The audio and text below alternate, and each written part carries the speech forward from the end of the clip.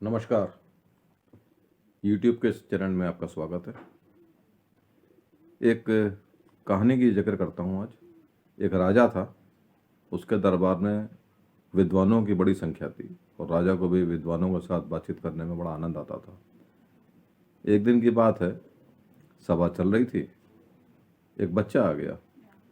द्वारपालों ने रोका कि नहीं, मैंने तो राजा से एक सवाल पूछना है। राजा तक बात पहुंची, बोले बुलाओ बच्चे को।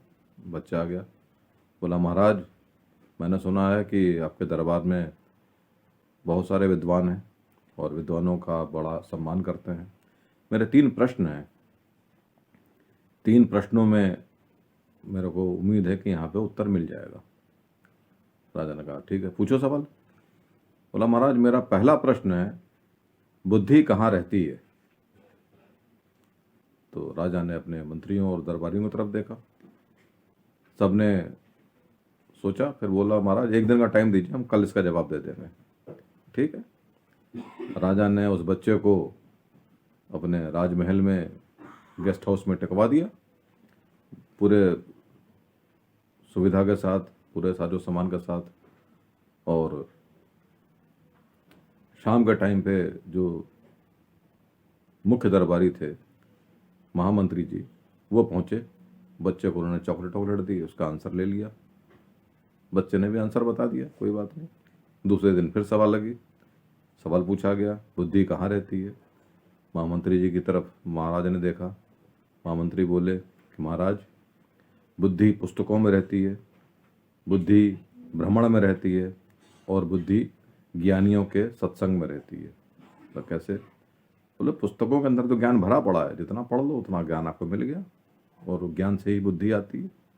भ्रमण, जब आप घूमने फिरने कहीं जाते हैं, नई नई जगहों को देखते हैं, नई नई चीज़ें को पता चलती हैं, वो भी एक प्रकार की बुद्धि है, ज्ञान है।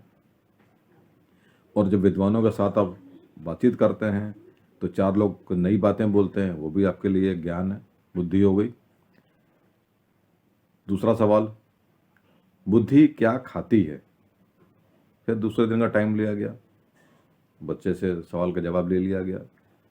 फिर दूसरा दिन जब सवाल का जवाब पूछा गया कि बुद्धि क्या खाती है, तो महामंत्री को चूंकि आंसर पहले से पता था, उन्होंने बताया बुद्धि गम खाती है। मतलब इसका कि बुद्धि को पता होता है कि गड़बड़ हो रहा है। आप ऑफिस के अंदर होते हैं, अपने समाज में अंदर होते हैं, रिलेशन में होते हैं, रिश्तेदारियों में होते हैं, देख रहे हैं कि ये चीज़ गलत हो रही है, लेकिन आप कुछ बोल नहीं सकते। आपको पता है कि गलत कर रहा है, नहीं सुन रहा है, नहीं मान रहा है, गलतियों पर गलतियां किए जा रहा है। और आपको पता होता है कि मैं बोलूँगा तो मेरी बात को मानेगा नहीं, तो आप ये गम खाते हैं, क्योंकि पता है आपको नुकसान होने वाला है, इसका मान नहीं रहा है। तो बुद्धि गम खाती है, क्योंकि आपके पास दूरदृष्टि होती है, आप देख लेते हैं ये गलतियां कर रहा है।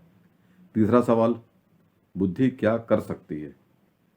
इसका प्रश्न का उत्तर बच्चे ने महामंत्री जी को नहीं दिया। करना, इसका जवाब तो मैं नहीं दूंगा। दूसरा दिन आया, जब सवाल पूछा गया बुद्धि क्या कर सकती है, तो महामंत्री और सारे दरबारी मुंह झुका के खड़े हो गए। अब राजा के दरबार की प्रतिष्ठा का प्रश्न था कि बुद्धि क्या कर सकती है। बच्चे से पूछा कि बेटा तुम ही जवाब दे दो। बोला मैं ऐसे जवाब नहीं दूंगा। बोले फिर कैसे दोगे? बोला महाराज, जो आपकी जो कुर्सी है, जिसको सिंहासन कहते हैं, क्या इस पे मैं बैठ सकता हूँ? तब राजा को सिंहासन छोड़ना पड़ेगा, तो बहुत टेढ़ी बात हो गई। लेकिन प्रतिष्ठा का प्रश्न है, तो राजा उठ के खड़े हो गए, ठीक है और बैठो। बच्चा उस पर बैठ गया। बोला महाराज, आपने जो सिर पर टोपी लगा रखी है, जिसको हम मुकुट कहते हैं, वो मैं पहन सकता हूँ? अब मुकुट पहनने का तो मतलब हो गया कि वो राजा हो गया। तो जितने भी सिपाही थे सबने अपना शस्त्र पे हाथ डाल दिए, तलवार खींचने लगे, लेकिन प्रतिष्ठा का प्रश्न था। राजा ने कहा कि ठीक है। उन्होंने अपना मुकुट उतारा, उस बच्चे के सिर पर डाल दिया। अब बच्चे ने पूछा, क्या मैं राजा हो गया? क्या हाँ। मैं जो बोलूँगा वो हो जाएगा? क्या हाँ। अगर मैं सिपाहियों को बोलूँ कि आपको पकड़ लें तो आपको पकड़ लेंगे? कहाँ, क्या पकड़ के दिखाओ। तो सिपाहियों ने राजा को अरेस्ट कर लिया, राजा के कहने पे। सब स्तब्ध देख रहे थे कि इसका जवाब क्या है।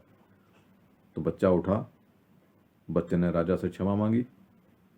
बोला महाराज, बुद्धि राजा को रंक और रंक को राजा बना सकती है। और क्षमा मांग के उसने मुकुट वगैरह वापस किया।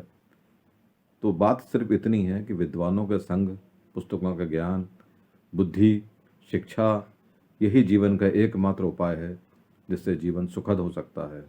गम भी नहीं खाना पड़ेगा, समाज का भी कल्याण होगा, पीढ़ियों का भी सुधार होगा और सब कुछ अच्छा होगा। यहाँ तक सुनने के लिए धन्यवाद।